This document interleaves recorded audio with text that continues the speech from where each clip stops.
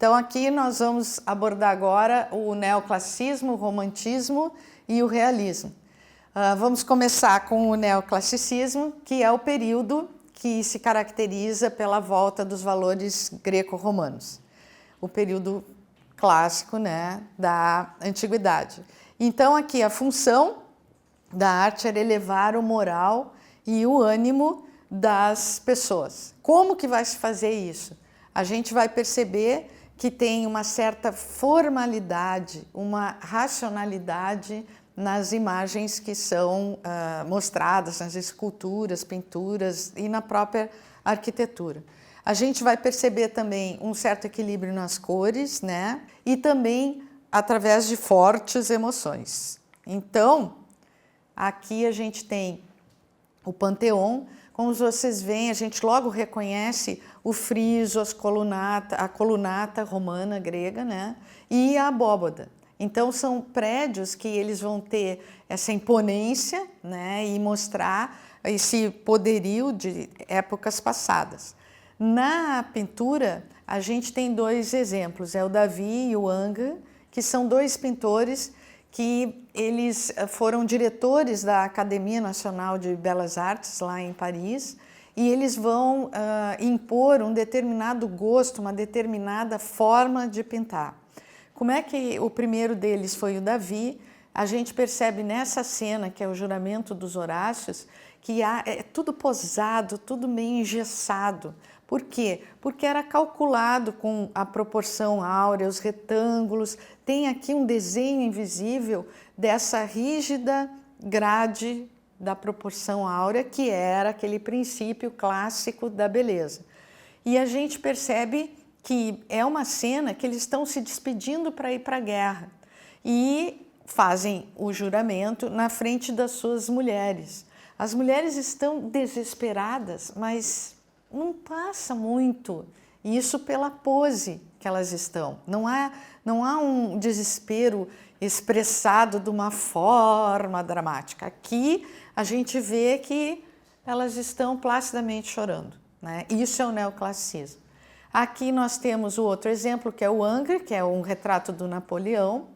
É o Napoleão Bonaparte, o primeiro, aquele da mãozinha. E a gente vê essa pose que ele está ali naturalmente posando para o seu artista. Então, Ingres, ele foi famoso também pelas mulheres que não aparecia a marca das pinceladas nessa pintura neoclássica. Isso era proibidíssimo, tinha que ser essa passagem de luz e sombra bem suave, que é aquilo da pintura a óleo que a gente viu lá no Renascimento, né, com Leonardo da Vinci.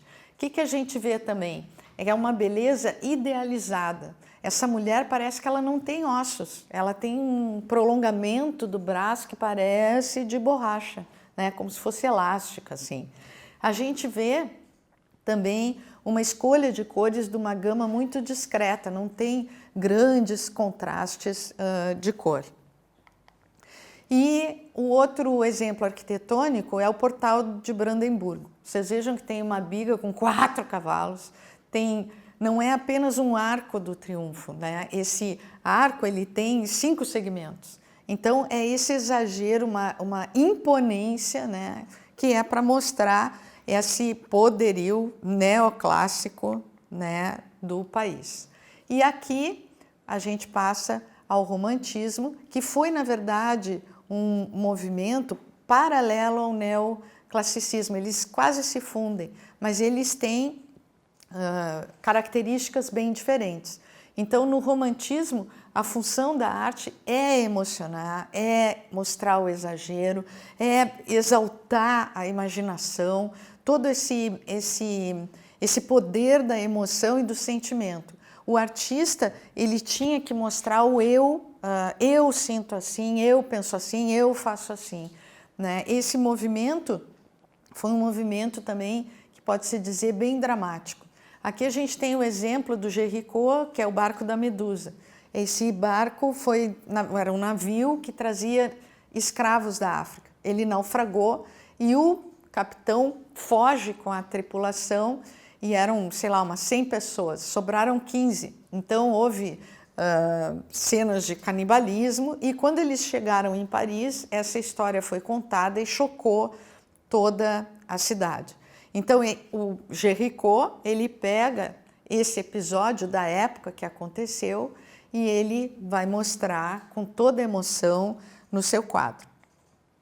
Outra coisa aqui é que essa forma de pintar, ela tem que ter pinceladas rápidas. Por quê? Porque elas traduzem essa emoção do artista. Não é para ficar lambendo a tela, fazendo uma passagem bem suave, né? Isso era lá no neoclassicismo.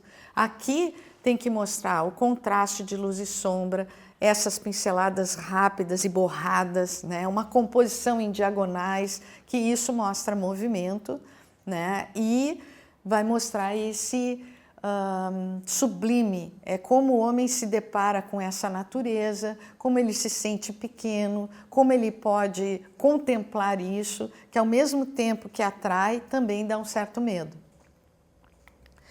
E aqui a gente não pode esquecer que essa emoção toda, ela teve origem na literatura. Esse movimento literário se chamou Tempestade e Drama, vem lá da literatura alemã. Aqui a gente tem um exemplo de um pintor que é inglês, mas que ele segue essa ideologia, né? Esse trabalho se chama O Barco a Vapor numa Tempestade de Neve, como a gente vê. O Turner era um artista muito especial, ele comprava o ticket para tomar o trem, entrava no trem, na cabine, botava a cabeça para fora, e tinha que ser quando estava chovendo. E aí o trem partia e ele via aquela confusão de chuva, água, vento, e isso ele tentava traduzir na tela. Mais romântico que isso, impossível. Então, aqui é essa vontade de mostrar essa imagem em contraponto àquela afetação francesa, de mostrar tudo engessadinho, certinho, né, no seu lugar. Lá na Espanha, nós temos o exemplo de Goya.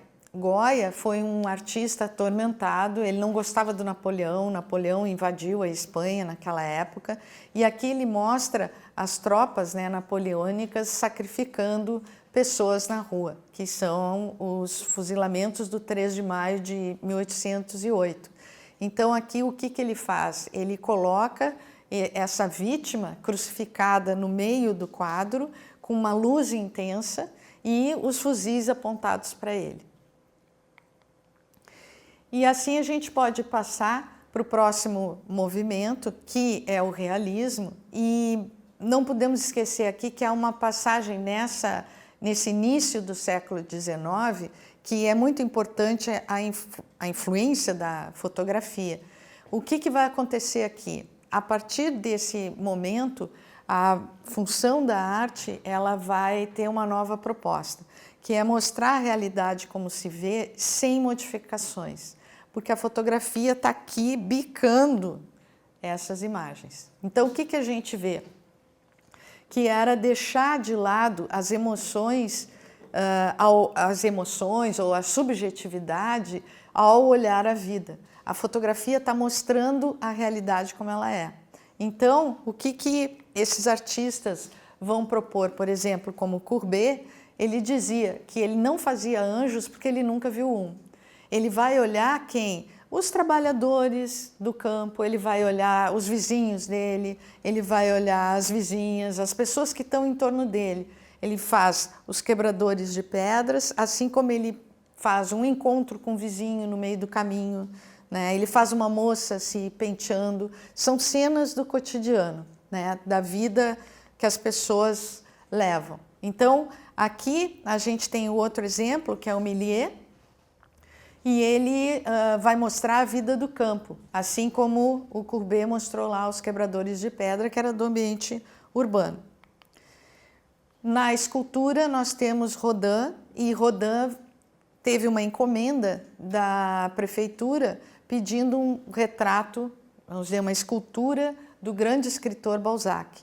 Como é que ele vai fazer essa escultura? E aqui é um outro dado importante para a definição de escultura, que era uma coisa vertical em cima de um pedestal, e que é a subtração de material. E aqui, o que ele vai fazer? Ele tira o pedestal. Porque para o realismo, o Balzac era apenas um homem como outro qualquer.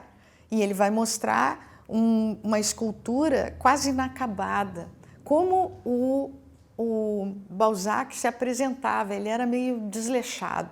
Então, isso, a prefeitura não queria aceitar a escultura, mas o Rodin conseguiu mostrar todo o seu talento e hoje em dia ela foi também reproduzida em vários lugares, né? E a gente pode apreciar o Balzac. Então, assim, nós podemos encerrar a nossa aula sobre o neoclassicismo, o romantismo e o realismo, que entende do século XVIII até o século XIX. E nos vemos na próxima aula.